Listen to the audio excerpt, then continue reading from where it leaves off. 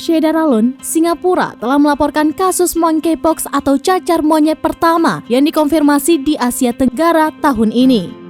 Kasus di Singapura melibatkan seorang pria Inggris yang berada di negara tersebut antara tanggal 15 hingga 17 Juni. Dia dinyatakan positif cacar monyet pada hari Senin setelah mengalami ruam kulit, mengalami sakit kepala dan demam pada minggu lalu.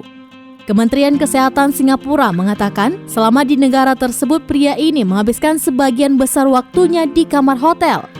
Dia hanya keluar hotel untuk mengunjungi tempat pijat dan makan di 3 tempat makan pada 16 Juni 2022. 13 orang yang terlibat kontak dekat dengan pria itu telah diidentifikasi dan pelacakan kontak sedang berlangsung. Kementerian Kesehatan juga mengatakan kini pria ini dirawat di Pusat Nasional untuk Penyakit Menular.